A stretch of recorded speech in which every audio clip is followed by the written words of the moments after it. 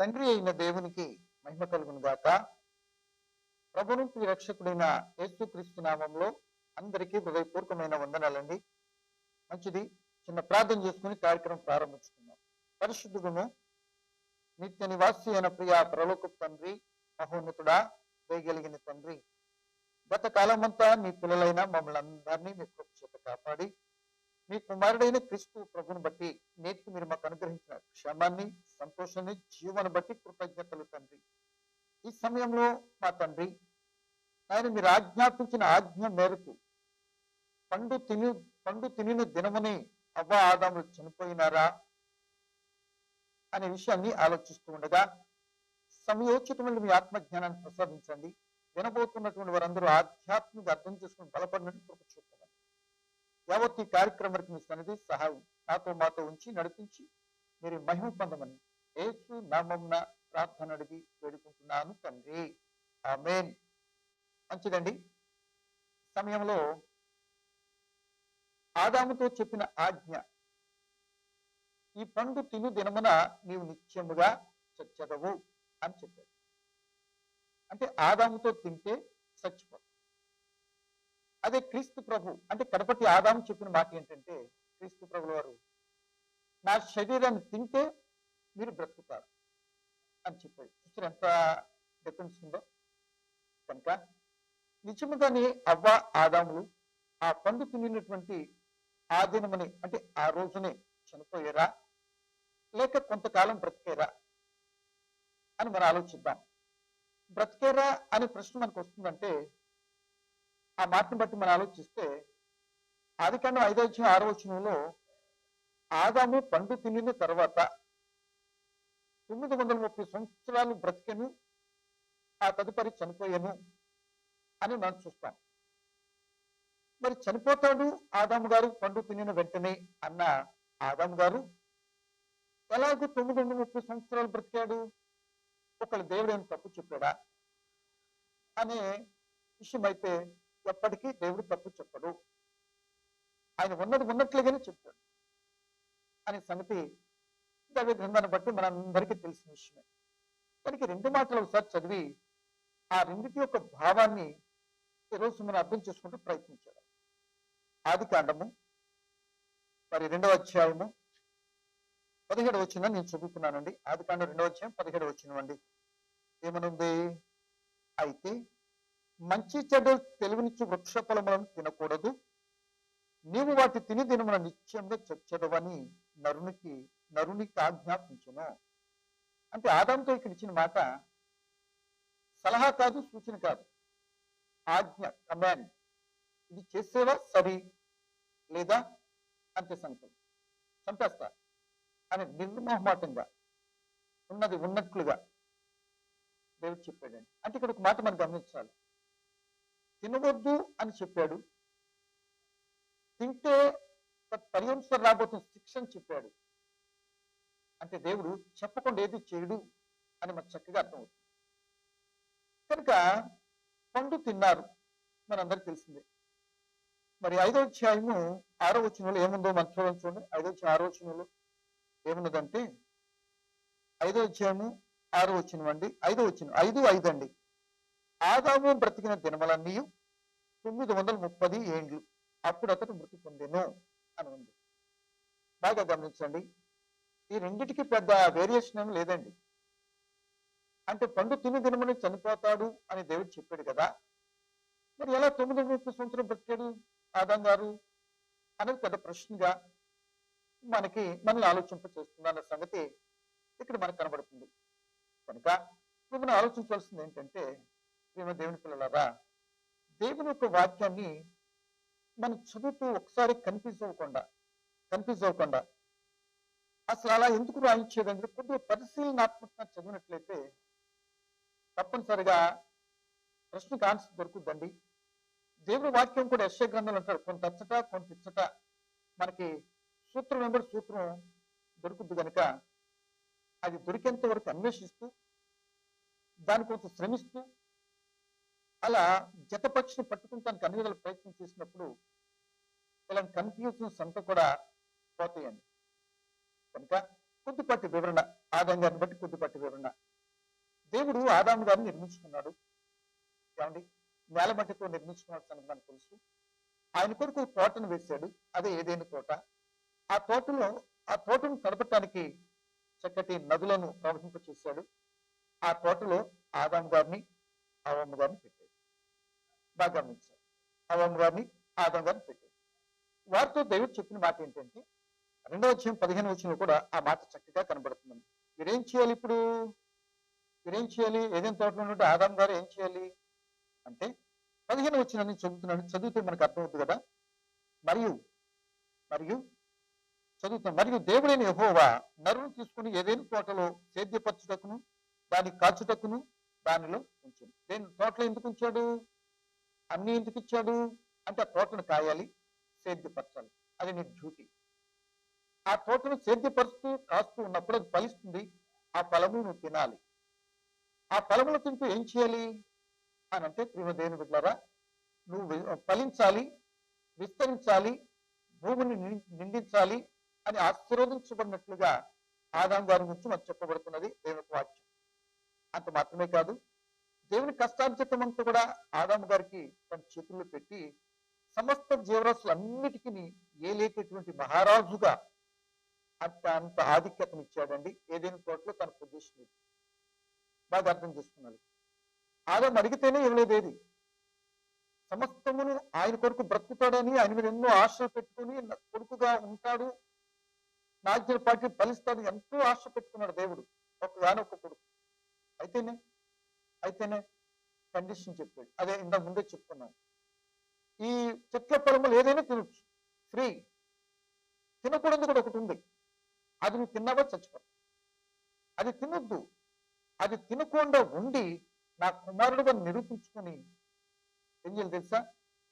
నువ్వు నా కొరకు ఫలించేటటువంటి వాడుగా నువ్వు ఆ తోటలో ఉండాలి అని అన్ని ఫ్రీగా ఇచ్చి తోటలో పెట్టాడు, ఆజ్ఞాపించాడు. తింటే చచ్చిపోతావు అని చెప్పాడు. ప్రియమ దేవుని పిల్లలారా, ఏం చెప్పాడు? తిన్నావా నువ్వు చచ్చిపోతావు. ఇక దాంట్లోకి తిరిగి లేదన్నమాట.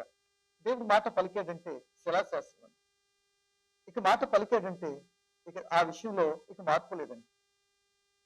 కనుక ఆజ్ఞాపించాడు, కమాండ్, తిను దినమును నువ్వు నిశ్చయముగా 2:17 నిశ్చయంగా చచ్చిపోతావు, కన్ఫర్మ్. ఇంక దాంట్లో తిరగలేదు. ఇక తిన్న తర్వాత నేను రక్షించుకోవాలి అయితే మరొక మార్గం కానీ నేనైతే అప్పుడు అన్వేషించాల.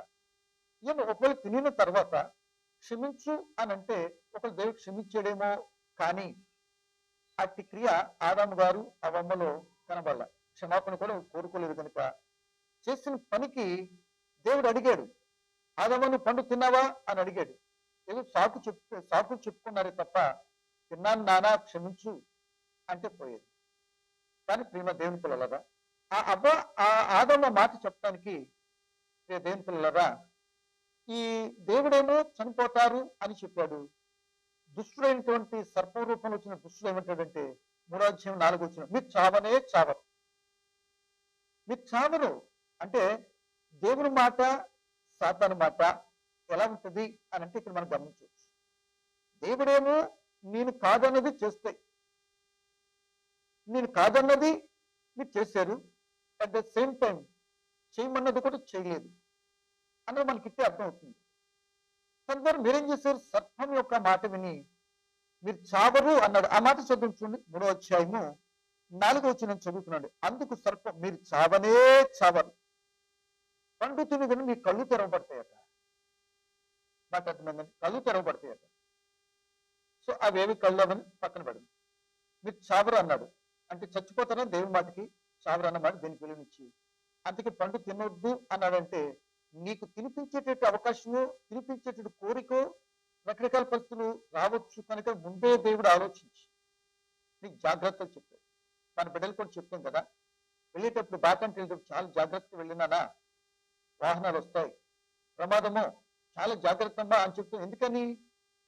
అట్టి స్థితి నీకు తెలుసు, అట్టి ప్రమాదం వచ్చేటటువంటి పరిస్థితులు అవి. కనుక అటు వెళ్ళేటప్పుడు జాగ్రత్తగా ఉండాలని మన బిడ్డలకు చెప్తుంటాం, న్యాచురల్. కనుక అలాగే దేవుడు మొత్తం మీద ఏం చేస్తే పండు తినేసి, ఏమండి పండు తినేసిన తర్వాత దేని ద్వారా వాళ్ళకి ఏమన్నా ఇబ్బంది కలిగిందంటే దేవుని సాహసాన్ని కోల్పోయారు. ఇక్కడ చాలా మంది మాట్లాడుతున్న మాట ఏంటంటేనండి, నేను ఎవరిని విమర్శించట్లేదండి, నాకు తెలిసినటువంటి ఆలోచన పంచుకుంటున్నాను అంతే.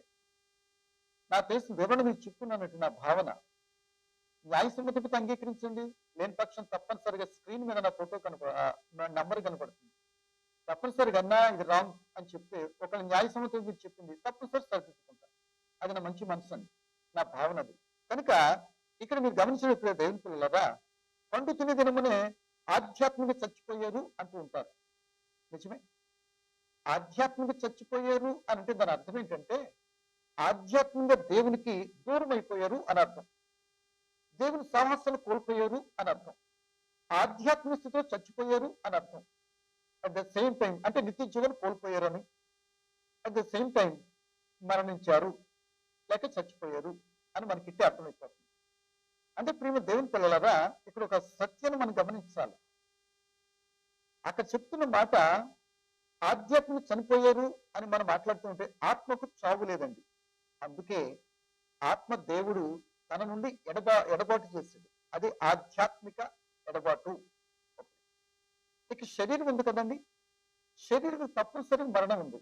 ఎందుకు మరణం ఉంది అంటే శరీరం మట్టి నుండి వచ్చింది కనుక, నువ్వు పొరపాటు చేసావు కనుక, ఆజ్ఞ తినవద్దు అన్నదాన్ని తిన్నావు కనుక నువ్వు మట్టి కనుక మట్టికి వెళ్ళిపోతావు, నువ్వు చచ్చిపోతావు అని ఆదంతో చెప్పాడు. శరీరం మరణం ఉంది, ఆత్మకు మాత్రం మరణం లేదు.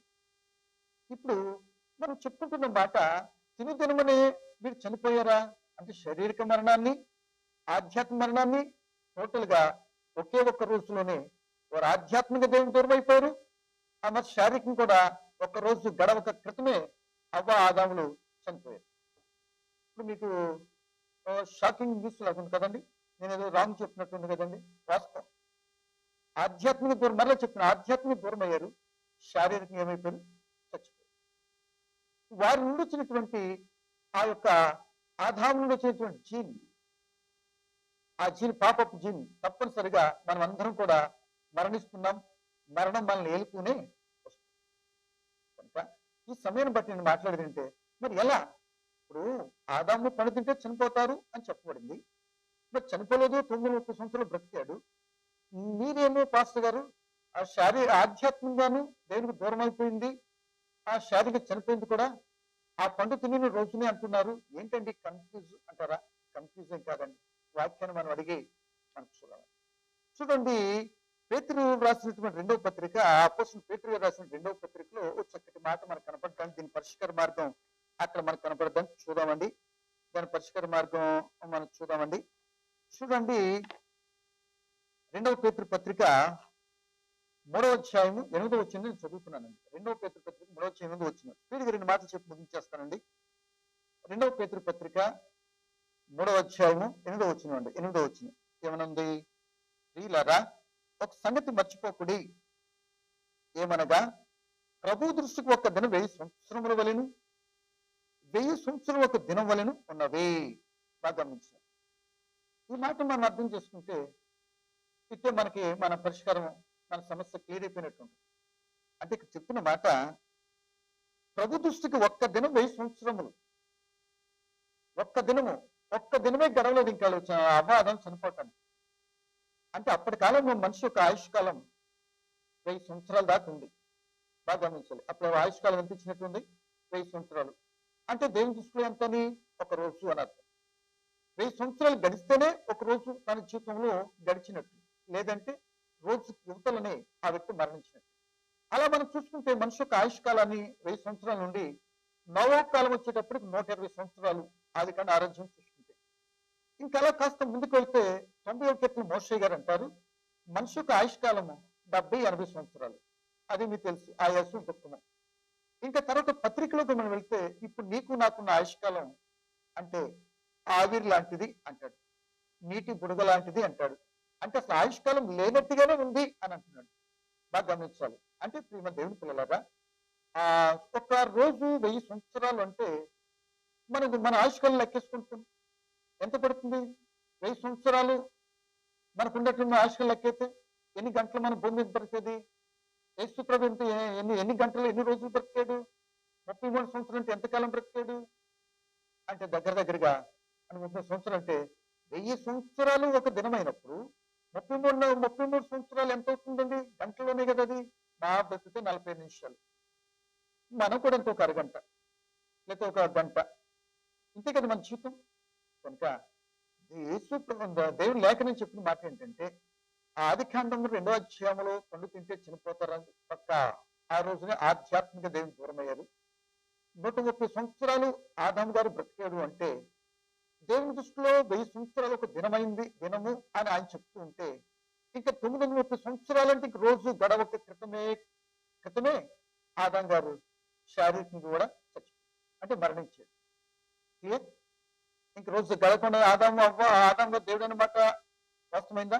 9వ కీర్తనలో చెప్తున్న మాట ఎంత మార్చాలి ప్రార్థన చేసుకున్నాం. 9వ కీర్తన 4వ వచనంలో, నీ దృష్టికి 1000 సంవత్సరాలు గతించిన నిన్నటి వలె నున్నవి. 1000 సంవత్సరాలు గతించుకునేట మోషే గారు అడుగుతున్నాడు. కానీ నిన్నే 1000 సంవత్సరాలు గడిచి నిన్నట్లాగానే ఉన్నదట. కనుక ప్రియ దేవుని పిల్లలారా గమనించండి, 1000 సంవత్సరాలు ఒక దినము అంటే ఒక దినము 1000 సంవత్సరాలు. కనుక దీన్ని బట్టి కన్ఫ్యూజ్ అవ్వకుండా, పండు ఆ ముందు చెప్పాను కదా, పండు తింటే నువ్వు చచ్చిపోతావు అని ఆదాం గారితో చెప్పారు. కడపటి ఆదామైన క్రీస్తు, నువ్వు తింటేనే అంటే నా శరీరం తింటేనే, నా రక్తం తాగితేనే నువ్వు నిత్య జీవం గలవాడుకుంటావని యేసు ప్రభు వారు చెప్పారు. కనుక ఈ సమయాన్ని మనం యేసు ప్రభు శరీరాన్ని తింటూ మనం ఏం చేయాలంటే మన ఆధ్యాత్మిక జీవితంలో బ్రతికింపబడుతూ ముందుకు వెళ్ళాలండి. బ్రతికింపబడుతూ ముందుకు వెళుతూ ఆయన శరీరాన్ని, ఆయన రక్తాన్ని గురించి మనం ఏం చేయాలి? సాక్ష్యం చెప్పాలి. ఆయన సాక్ష్యం చెప్పే బిడ్డగా మనం బ్రతకాలి. అంటే దీన్ని బట్టి మనం అర్థం చేసుకుంటే, యేసు ప్రభు వెళ్ళిపోయి ఎన్ని సంవత్సరాలు అయింది, ఎన్ని రోజులు అయింది అంటే 2000 సంవత్సరాలు అంటే 2 రోజులు. ఇప్పటికెళ్ళి యేసు ప్రభు 2 రోజులు ఆధ్యాత్మికంగా దేవుడు చెప్పిన మాటను బట్టి ఆలోచన చేస్తే, అంటే 3వ రోజున తిరిగి వచ్చేట రెడీగా ఉన్నాడు.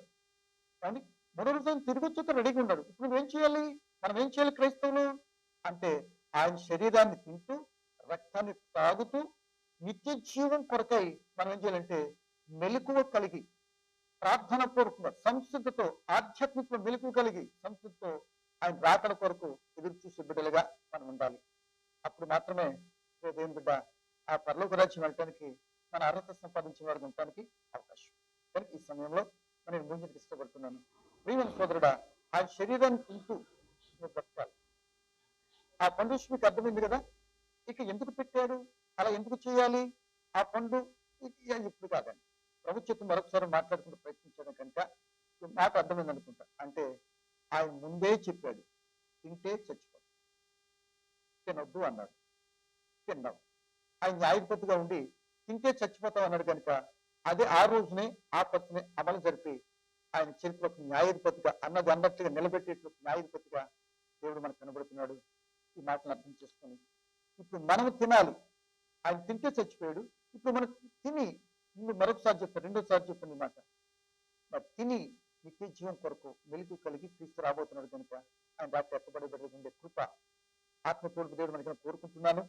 అంత మాత్రం మీద సోదరుడా, ఒకవేళ నువ్వు ఇంకా రక్షణ పొందిన వ్యక్తిగా ఉంటే ఒక్క మనమే నీతో ప్రేమతో చెప్తున్నా, ఆ క్రీస్తు ప్రభు సొంత రక్షణకు అంగీకరించి ఆ చనిపోయే స్థితిలో ఉండి బ్రతికింపబడి రక్షణ పొందుకొని ఆ క్రీస్తు శరీరం తిని నిత్య జీవం కొరకు సిద్ధపడే అవకాశం నువ్వు కూడా తీసుకొని మాలాంటి క్రైస్తవ బిడ్డలతో కలిసి ఉండే కృప మీకు ఇవ్వాలని కోరుకుంటూ, క్రైస్తవులను మనం ఆయన రాకడకు మెలుగు కలిసి సిద్ధపడే ఆత్మతోడు కనుక కోరుకుంటూ ఈ మాట పరిశుద్ధుడా పరమ తండ్రి, ఎత్తుబడిన వాక్యం నామా అన్న ప్రజలు ఫలించవచ్చు.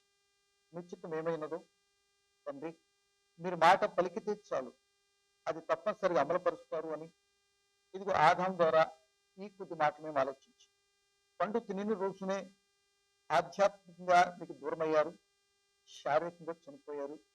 ఒక్క రోజులోనే జరిగిన విషయాన్ని మీరు జరిగించాలని క్లుప్తంగా కొద్ది మాటలు జ్ఞాపకం చేసి బిడ్డలు ఆలోచింపదు విషయాన్ని అర్థం చేసుకుని మీకు చిత్తమేమో ఎరిగి మీరు రాకడకు సిద్ధపడే ఆత్మ తోడ్పాటు మా అందరికి అనుగ్రహించి మీరు మహించాలని యేసు నామమున అడుగుతున్నాను తండ్రి. ఆమేన్. అందరికీ మంచిదండి.